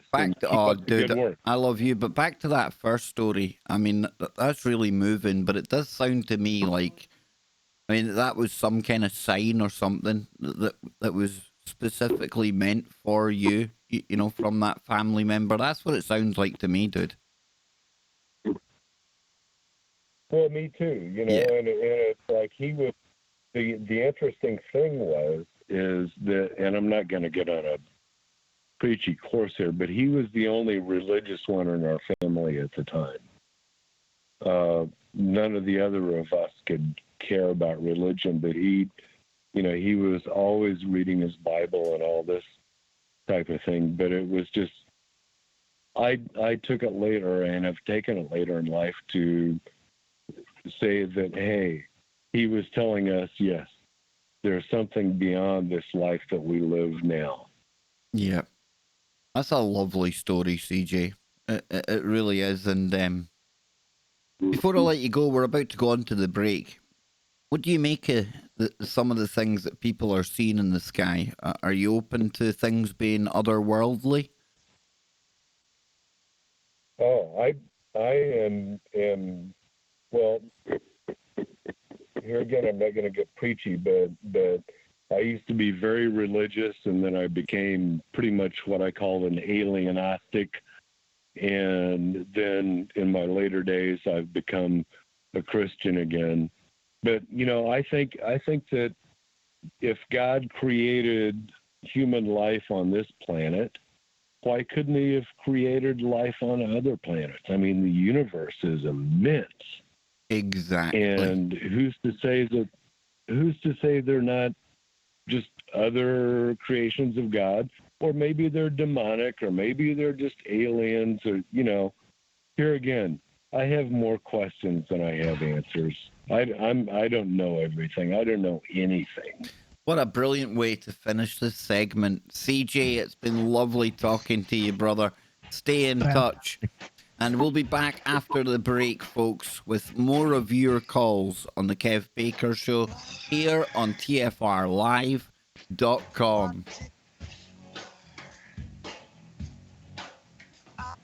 Wow, it was lovely hearing from CJ. I've heard he's been in touch with me a lot for a few months now. And first met CJ on one of the streams here. And we've had the odd email back and forth. And then the other night he was drinking his vodka and we had some fun. He was abusing Popeye. It was so funny. It was absolutely brilliant. It really was. But great to hear from him. Love putting, almost getting to know people from the chat room here. And that's what we've got going on here. And that's why I want to assure everyone that even though we've hit a hurdle on the road, a major hurdle, a big hurdle, we're going to keep going, though. You got to get back in the saddle and keep going. And I know this, when this happened to me the last time, I let it really affect me. And it really knocked me back. I'm not going to let that happen this time because I've got too many of you good people out there looking after me. And I've got too many of you good people out there looking for content. And it's content that I do best. So there'll be no crying here. There'll be no complaining. We only go forward, we only go onwards, and we only go upwards. And before we know it, we'll have swathes of people in green again in the chat room. It'll be over in the blink of an eye. Because I am determined to get us back to where we should be with our emojis and our memberships and all the good stuff that comes with that. And on Thursday this week, let me remind everyone again, we have got a new guest coming onto the show. His name is Tony Merkel, and he is no relation to Angela Merkel, or I haven't asked him, but I don't think he is. But he is the host of something called the Confessionals podcast. And we are going to be getting into all things woo. Tony has a lifelong interest in the Bigfoot. And then he ended up with a Bigfoot kind of podcast. Ended up getting contacted by some of the biggest Bigfoot researchers out there. And today he is the host of what is known as the Confessionals. Charlie Robinson says that me and him getting together is a match made in woo heaven. So it's going to be a good show on Thursday. And we've got 380 people in here. This is absolutely fantastic, Like I said, and we've got new lights, We've got new lights for the show. We've got new streaming graphics, I know. You know what? Tomorrow I'll wear my cloak and I'll bring my glow stick. If I'm here tomorrow, you never know. You really are, and he's like in this kind of. Over in the UK, we had something called Mr. Ben. Mr. Ben would go into a changing room and he'd come out the other side and he'd have there'd be a caveman, he'd have the caveman get up. He'd just change into all these different kind of outfits. You are Mr. Ben. Dude, I got a whole hat rack over here. I got a derby right there. Maybe someday I'll come in here and I'll have the derby on. Well, look at this. Armand is saying, my 3 nightmares is to do with a massive fleet of craft outside my window. And the scary part is, I know they could see me hiding. And a craft came to my window and I was up sweating. Wowzers. Armand, dude, Armand. Call in, dude. Dang, that's some heavy stuff there. Armand should call in. He's called in before. He's a great dude, man. He knows a lot of stuff about a lot of stuff. Excellent, Brent. Confessionals is good, but it's not the paranormal portal. I like it, Brent. I like your style, man. Here we go. We're going back to the network. Welcome back, ladies and gentlemen. You're tuned into the final part of today's Kev Baker Show with me, your crazy Scottish host, the phones, and our crazy Californian, Mr. Ben. I mean, Jimmy. And anyone in the UK, they're bound to remember the old cartoon Mr. Ben, right? He'd bowler hat and he'd walk into the shop and he would go and end up being a caveman, or he'd go. That's Jimmy. He lives in that changing room. He's got a ventriloquist dummy in there. He's got sets of playing cards. He's got tarot cards. I tell you, dude, it's like it's a TARDIS you're living in, man. Hey, it's like a traveling show. I'm ready to pull out the covered wagon and head west, young man, and just put on a traveling show. Well, why not head east? Because I've got a caller on the line from the UK, nice. And that's definitely a shorter journey if you go east as opposed to west. Okay, let's do it. Let's go to the UK. Yeah. Number ends in 899. What's your name and welcome to the Kev Baker Show? Hey Kev, it's Tony Phillips. First time caller, long time lurker. Oh, hey, Tony, there he is, man. I wish I had prizes to give away for people that say that. I love it. Tony, what's in your thoughts tonight, brother? Just a quickie. All it was, I had a bit of a brew a few years back, shall we say, and I ended up on a craft. And whether this was a dream or part of what else was going on, it's just seemed so real to me. And all I can say is that these watchers, as I would call them, were travelling multi-universe, you know, from planet to planet. It was now, Tony, strange. Let me just speak to you about this. Wow, dude. Now, how did now? I know you said there it could have been a dream. These things typically appear as a dream, and I don't say that to kind of like disturb you or anything. But well, how did it all put it happen? Like this. The end of the day, you don't sleep, do you, when you're doing that sort of stuff? No. You know what I mean? No. So how did it all happen? And so you were taken in the night, I take it? Basically, we're, you know, 16 years old, I'd say, at the time. Around the buddies with a caravan. And we used to, you know, have the odd brew, shall we say.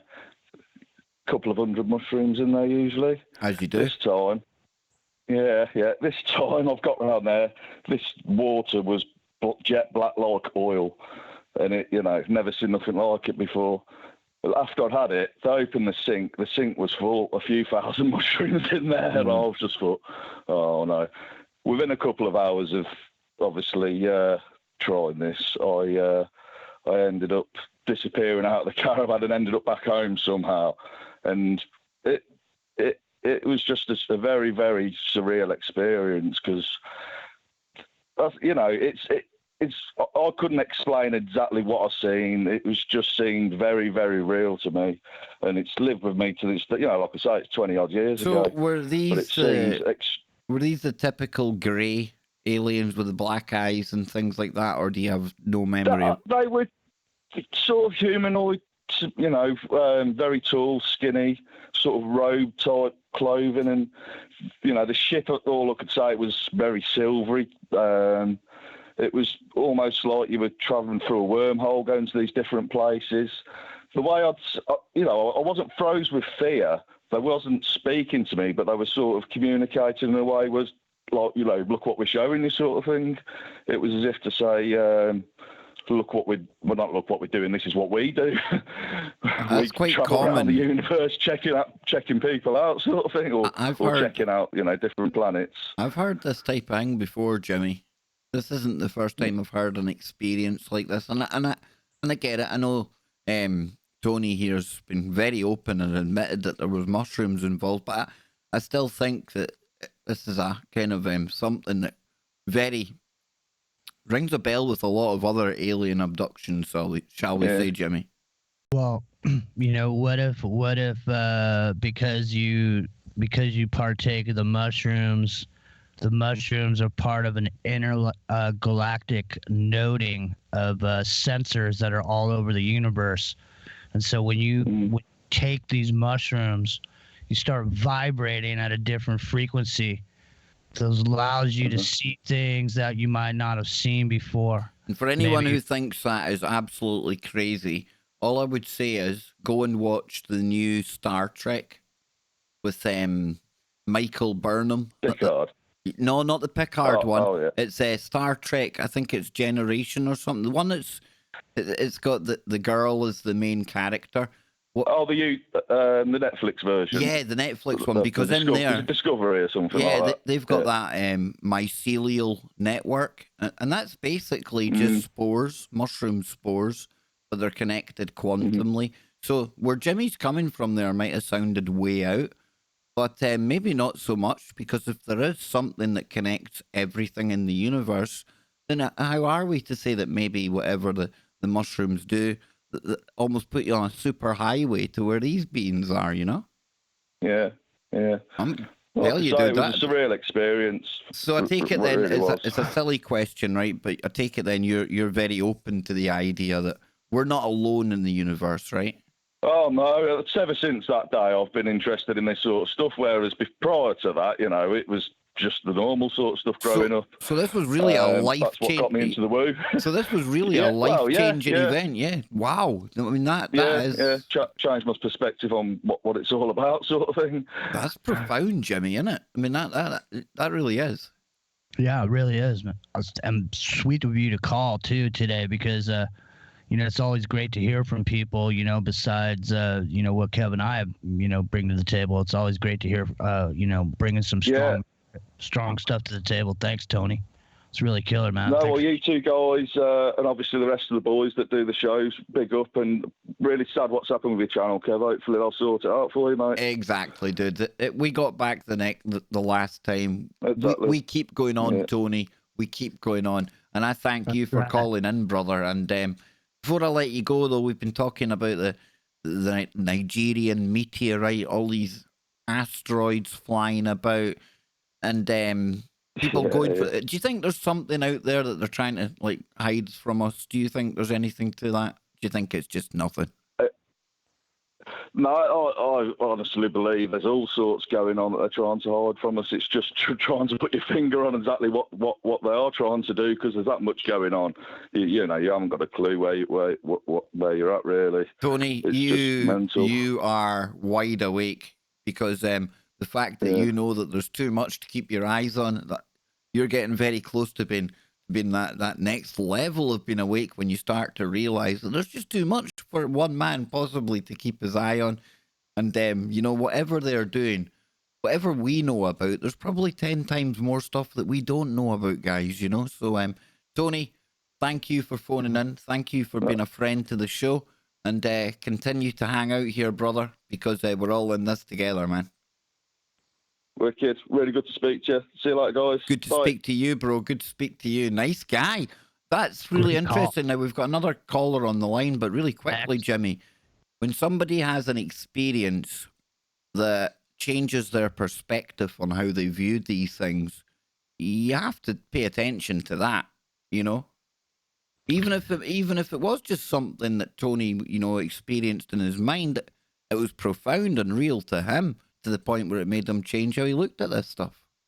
Well, what's funny is, man, I mean, back in the 90s, when people were coming on Coast to Coast AM and they were talking about chemtrails back in the day, I mean, for the longest time that people were on there, I used to go, man, these people are out of their minds, man. There's no da-da-da-da.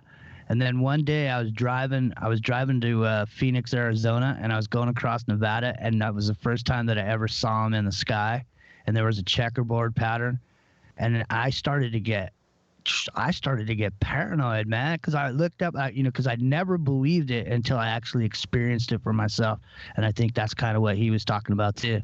It changes your whole perspective on everything when you actually see it for yourself. Yep. Let's go to the phone lines. Nice. Area code 907. Welcome to the Kev Baker Show. What's your name, and what do you want us to talk about today? Hi. Hey, how you doing there? Who are we talking to? Oh, this is Lisa in Anchorage. Love you guys. Oh, Hey, Lisa, Lisa. way up there in Anchorage. Oh, yes, it's been pretty strange up here. It's pretty quiet compared to the rest of the country, but I tell you what, it is what it is. Anchorage reminds me of Scotland. It looks like Scotland up there, all cold and. Oh, it is, and it's been very cold, and they've had the coldest winter in near record up here. So I don't know about global warming, but it's not happening up here. So Yeah, it's been freezing cold down here in Northern California, unseasonably cold and wet. So it's been nasty here for the last couple of weeks. So Lisa, yes. Have you noticed anything going on in the skies? Any weirdness? I have. So I don't know if you guys have heard about the trumpet sounds. Oh yes, we've heard about them. Talk to us about them. Yeah. Okay, so a couple weeks back, it actually hit the news, and I'm pretty open to everything, but things could be real or not. So I keep an open mind.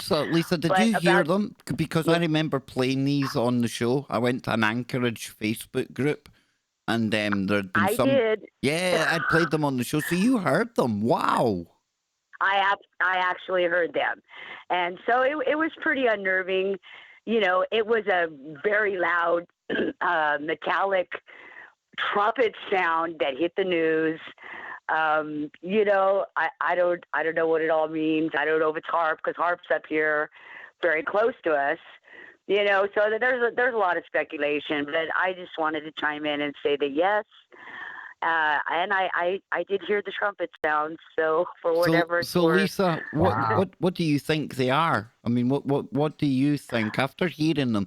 I think to hear them like you did would be an entirely different experience than just listening to them on the computer. So what was it like? I mean, was it really moving? Did it really catch your attention? Oh, it caught my attention. I could say that for sure. It caught my attention. But I've been following them for quite a while. I follow a lot of woo stuff. Good. Anyways, so I've been following stuff like that for a while, but to actually hear it, and then for it to hit the mainstream news was like, well, you know what? I wasn't imagining it, and it was right up above us, and it was loud, and it was pretty intense. I don't know what it means, I mean, I'm a believer, maybe God's trying to get our attention. I don't know, but I just wanted to chime in and say that yes, they are real, and I did hear them. So was there any anybody's wondering. Was there any kind of vibration? Like, could you feel any vibrating going on at the time? No, I didn't. I didn't hear any vibration. It just was a loud noise, But it was very loud. It was very intense, and there it was like trumpets and like kind of like grinding metal. Did you get what's scared? Weird is because. No, I'm a believer, and I believe, I'm good in my spirit, so it didn't really scare me. It just was more like, wow, good on you. It actually is real, It just, that was all it was for me, was enough to convince me that they are real, and and I also have seen. Let me go back. In 2012, I also to talk about another caller that called in, CJ, I believe. I also saw like a plasma ball that started off about the size of a basketball, and it was an orange. It looked like almost like the sodium vapor lights that you see the street lights, Yeah. But the thing was moving in a tree line. And it was late at night, and by the time that I took off running towards it, because I got to know. I'm that person. I got to know. And so I took off running, and by the time I got to it, the thing had grown to about 3 feet in diameter and silently went across the street. Like, I'm literally like a residential street across from it. Just silently floated to behind these houses, and then I never saw it again. So I don't know what. Wow, Lisa, I love you. Yeah. You're the kind of person that runs towards the woo. You are so welcome. I do. You're so welcome on the show anytime. Yeah. I love your energy. Fantastic. Thank you. No, thank you. And listen, you stay safe where you are, okay? And I want to hear from you again the minute something weird happens Thank in you. Anchorage. Yes. Oh, you've been Yeah, you don't have to delightful. I will. Hey, she doesn't have to wait for something weird. You can just call any old time. Yeah, that's Call on in. Okay. we're like one That's big awesome. we're like one big dysfunctional family on the Kev Baker show. So I really want to hear from you again, I love okay? you guys. No, we love you. Listen, Lisa, all the best. God bless you guys. Same Yeah, to you you. too. You too. Stay safe. You too. Wow. You know, Jimmy, I remember covering those noises in Anchorage, right? And Right. listening to Clyde Lewis the other night, and I seen somebody mention in the chat room the trumpets over Jerusalem. You know, the noises that were heard there a few years ago. And I don't blame people at all if they're from the Christian mindset, as I am, comparing these noises to the trumpets, right? Because... Well, they're actually... I'm sorry. On you go. On you go. No, I was going to say that they were actually blowing the shofars today. Were they? Yeah. Yeah, over in Israel. Yeah, they were. Have they got an unblemished heifer yet? Once that comes along, I then don't know. I mean, are they like building a new temple? Once all these things start to line up, I'm heading for the bunker. Hey, well, maybe the new temple is the equivalent to Cheyenne Mountain, where they just opened up their underground bunker. Maybe it's the D wave, Jimmy. The D wave is in there. Why not? They've got one everywhere else allegedly. But no, I tell you what, Jimmy, I'm glad we decided on this topic today. Yeah, it's been interesting. It's been fun. CJ's stories were off the charts, all three of them brilliant, and great to hear from CJ and then Lisa there, and we had a call from the UK. I tell you what, dude, and now we've got another call from the UK. Sweet. And I think this is Rick. I think it's Rick, but I might be wrong. Last three digits is 596, and I'm pretty sure that's Rick. Is that you, Rick? Good evening, Ken. Oh, I wipe the sweat off my brow now. I guessed it right. I get the sweat off my brow. How you doing, brother? Oh, I'm fine. Aye. So what's been happening in the skies where you are? Well, like a lot of places, it's quiet. Very quiet. What's on your mind today then, Rick? Well, listening to you guys earlier, and I'm thinking, well, everybody's thinking a little bit different. Good. So I may give you all a try at this. What this is, Kev, is I'll point something out in Don's square graph there. I see him sitting there with all the bits about him. And what I'll say is relating to your program, and then I'll explain why. Then you can either have a laugh or have a go yourself. Go for it. Is that okay? Go for it. Try that? Go for it. Okay. Earlier in the program, you were talking about the NASA symbol. Yeah, I was. Symbolism. Yeah. If you look behind Dawn, there's a picture on the wall. And from the distance I'm looking at, I've got a screen about 1 foot tall and 2 foot wide. Right? It's the blue sort of covered up blob. And from this distance, it could be stars. Is that the color of it? Yeah, I see that blue that was in that symbol. I see the blue. Yeah, I do see the blue. What's that blue over your shoulder, Jimmy? Hang on. It's over my shoulder. This here? Yeah. Over part of my shoulder. Yeah. There's a painting of a guitar. It's a ukulele, and the neck of the ukulele is bent sideways. Yeah. Here, I'll bring it forward. I'll bring it forward so you can see it better.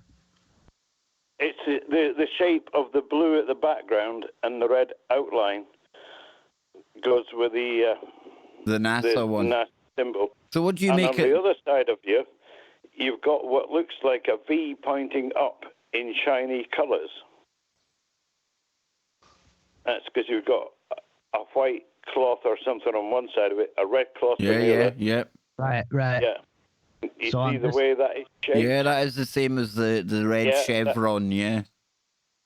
That's interesting. And there's other bits in the picture as well. But basically, if you cut a picture like that down into segments, like deconstructing a jigsaw, you can see many different things in those, even like messages, some people would say, or a different coded language. It's good fun. It's good practice for the brain. I remember when I had Jordan Maxwell on way back when I first started the show, and we talked about symbols. And I mean, I had no idea before I started getting into all this alternative type information. To me, a symbol was just a badge, you know. Not much thinking goes into it, but you're right, Rick. There's a heck of a lot of hidden meanings in there. And like I said earlier on, if you've got the eyes to see, then you'll be able to read different meanings from different things, right? Well, I would say, I mean, that's a amazing decoding of my background.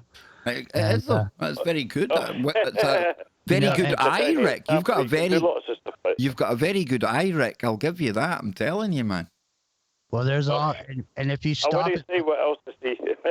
I'll tell you one that are good to think about as well. Usually the same part of the mind is, I would say to everybody now, some of you tomorrow, if you're lucky enough to be outside in the sunny sunshine, say, you'll probably see a bee come up close to you. And, well, don't stamp on it, just say hi. See how many people can think of that one in the morning. Or may the experience come to them without thinking about it. Whoa. So when we come on the show tomorrow night, I'm going to ask how many people, while you were taking your one portion of daily exercise, you got to be good, the teachers will tell us off. How many of you out there, and I want you to pay attention, folks, how many of you notice a bee just buzzing by? I tell you, that could be like, if people start reporting that, that means we're like feeding the Matrix, Rick. You know that, don't you? Well, we've got to do that, brother. Press up. Rick, Why not? I am a way to think of my winning lottery ticket. I wish it worked like that, but it doesn't. But dude, we're out of time, and Rick, it's been great hearing from you. And Rick. And a very fine decoding of Jimmy's studio as well, if I may say. I want a round of applause. I like that, Jimmy. That was good. I know. And hey, if you go later, if you come back later, do stop action. There's many other stuff. Oh, it is. It's like a labyrinth of weirdness in there, Rick. He's got ventriloquist dummies. Great, yep. Rick, you have a great day, and you stay safe, brother, okay? See you, Rick. Yeah, and I'll buy a lottery ticket tomorrow. Oh, I'm buying one. Have a great time. And I'm gonna get one where the numbers rhyme with B. So anything that's got a 3. Oh, come on, Jimmy. It's good, right? It's good. Oh man. Now Go then, for it. I'm telling you. we are almost out of time. We've got a couple of minutes left, and I want to take this opportunity to tell people, stay tuned after the break. TFRlive.com doesn't stop here. Oh, heck no. It rolls on and on and on. So please stay tuned after the break. And I'll be back tomorrow. I should be back in the daytime doing an extra stream as well. Get into some weirdness, get into some woo. We are going full woo ahead on the KBS show. Yes, indeed. And if I find Jimmy languishing and kicking about in the back end of Skype yesterday, tomorrow, I'm going back in time. All my time is disjointed, James. I will pluck him from obscurity and put him back in his highly symbolic studio, which I think is Mr. Ben's changing room. But that's another thing altogether. And we will join forces once again, like Jedi Master and willing young apprentice. Well, you know what, man? I'll tell you this. It's such an absolute, there's a big thing going on where it's like they have a new app out. So everybody's getting into this thing called Block Party. And I think we should do it, dude. Yeah, I think. Kev Baker's show is like a block party right here on TFR and over on YouTube. So I'm enjoying being here. Thank you very much for having me. I really had a great time. And it's good to talk about stuff other than the obvious. Yes. Other than that horrendous elephant in everyone's living room. And we'll continue to provide other topics through the apocalypse. Yes, indeed. I want to thank everyone who's reached out and supported the show. since what's happened has happened, but we don't look back, we look forward. And I want you to be all very, very confident in the fact that KBS ain't going anywhere. We just roll with the punches. In fact, no, we get bigger, we get stronger, and that's how we roll here. So remember, like I say, stay tuned after the break, more live radio on TFR. I'll be back here, same time, same place tomorrow. So, as the Whistler used to say, dinny touch that dial. And wherever you are, you know how I always like to say it, folks. You know what's coming now? Make it T, F, and R. And yes, we are out of here. There we go. There we go. I went a bit early with my outro, but we got there in the end. I thought I'd just drag it out a little bit. But folks, let me take this opportunity to thank you all for being here today. It has been absolutely fantastic. And yes, King Sweet, thank you very much. You saved me a job from slapping people out of the room. You know, they may have taken away our memberships, but they haven't taken away our wrenches. So trolls, you still get the same stuff that you got yesterday and the day before that. Whack-a-mole. Witching, witching, witching. They come, they go, and the only thing that remains is all of us. And I want to thank you all so much from me, Anne, and Kevin. It was already impossible to do this without all of you, and yet again, somehow, you all just take things to another level. Honestly, can't thank you all enough. And that's why, and Anne is determined as well, she's fired a rocket up my backside. It's full steam ahead, or should I say, full stream ahead on KBS. Nice. And before we go, I'm just going to get the link to the backup channel. Let me have a look here. Yeah, so, we're getting ready for it to be 420 for a whole month, yeah, boy. Man, the 420, dude. Tomorrow, right? It's around the corner. Tomorrow's 420, brother. I mean, 420 tomorrow. 4, and the year is 20. So it's 420 for 30 some odd days, brother. And hopefully you are going to do a show tomorrow. Maybe you should do a cannabis show. That's a good point, actually. I hadn't thought about the 420 that way. Hang on. Let me just get the... Everybody in the chat is stoked on the show, Kev. Everybody's in the chat saying how they're stoked and having a good time, and they appreciated all the positive energy you put out today. And good. So, man, good. Yeah. Because I only got that positive energy because of these people. If it wasn't for having such a close-knit family here, oh, I'd be seriously taking days, weeks off and letting my mangina throb and letting it get me down. And we don't roll like that on here. No. Right, wait a minute. Nope. There it is. Kev Baker Show 2. I'm getting there, folks, slowly but surely. Oh, you're still getting the link for the show? Yeah, no, so... this is the Kev Baker Show 2 here. Wait, oh no, it won't come up there. It won't come up there. Because it's on Firefox. I can't sign out of my YouTube channel just now because it would kick me off the stream to sign into the Kev Baker Show 2 to show you, but I can give you a link to the channel. So here is KBS 2 channel. Now on there, we've still got everything, you know, it's not been demonetized, anything like that. I was using it the other day to play some Warzone with Scotty Lopez, but we didn't have the settings right, so it's a terrible watch. But yeah, maybe sometimes we'll stream on there, and this might be time to build that channel up as well. And it's listen, folks, it happens, okay? It's happened to us before. I'm not sitting here, I'm not crying, I'm not shouting at YouTube. It's absolutely pointless.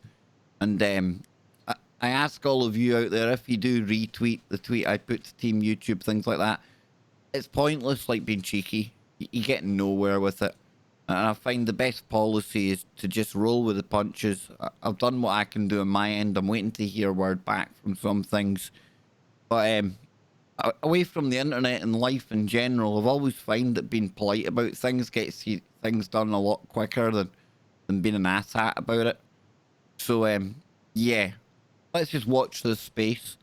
And trust me, there'll be plenty to watch in this space because they haven't stopped this streaming. And in the end of the day, that's what you all come here to see. Everything else on the back end of all that's for me to worry about.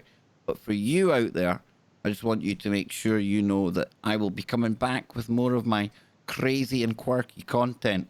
Maybe even more crazy and quirky content than you were even getting before. Because that's the weird way I roll. It's like a quantum effect, Jimmy. You know, the more they beat me down, the more I come back. It's fantabulous. Hey, well, the Kev Baker show tests positive for fantastic shows. Or fantabulous. Right, that's right. Yes, so, indeed. You know, hey, so the thing about it is, Kev, 30 days, 420, we're under containment for 30 days, but we get to have 420 for 30 days straight. I'd be all right if I was in a country that allowed you to do things like that. And on that note, I'm away to do something like that. Well, you should see what it's like now. You know, if you want to I'll just leave you with this because it's almost 420 here now. But I'll leave you with this. When you go to the cannabis store now in California under lockdown, it's like a crack house. Cool, dude. Literally, you got to call them on your phone. You got to look at the menu, decide what you want, call them on your phone, tell them what you want, then go there. And when you get there, you call them on your phone and they say, okay, come on over. And you slip your money under the door. Okay. And then they tell you to step back and then they put the bag out and you grab it and take off. Muchos awesomeness. Main point is you can get it, dude. And you're not, you know what I'm saying? That's the main thing. You got a point. Exactly. Yes, indeedy. So, folks, we're out of here. I'll be back tomorrow. Keep your eyes open for an early stream. I will be here with an early stream for you before the main show at night. What we're going to talk about tomorrow night, I'm not too sure yet, but it's going to be something different. It's going to be something out there. It's going to be woo. It's going to be back to that abnormal fun we were having before that elephant creeped into everyone's living room. Remember all the fun streams we used to have before I got distracted by that pesky story? We're going to get back to that type of streaming. That's when we had the most fun. And that's what I think you come here for. I'm not no newsreader. I ain't no virologist. I am the master of woo. And I'll be doing it for all of you. Keep your mind open. Keep looking for the woo, but not to the point where your brain turns to black goo. Yes, Jimmy. Bye-bye, Jimmy. Bye. Bye, Jimmy. Bye. We're out of here, folks.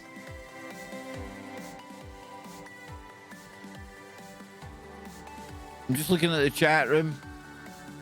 Make sure everything's all right in there. Yes, yous are all right. Love, peace, and harmony in the KBS chat room. Yep, all we need now, Jimmy, is a compound and a manifesto, and we'll be out of here, dude. We'll be jamming. Let's all get in the yellow submarine, Kev. Kevlandia. Let's just storm Oak Island and take it over, man. I think that's the way to go. Jimmy's not looking too keen on that. He's thinking, nah, it's a bit cold up there for a Californian. I was thinking maybe we should take Ezekiel's wheel there. Oh, dude. Now, there you go. Drop it into, like, warp phase, warp speed. I couldn't remember what we were dropping it into there. Couldn't remember what spaceships run on, Jimmy. I think they run on the quantum Kev brain power because it only exists when you think about it. Do you think so? You think the brain creates the craft and then whew. I don't think that. Yeah, I think the brain makes the craft unnecessary. He who needs a craft to travel has lot to learn. Exactly. You hit it.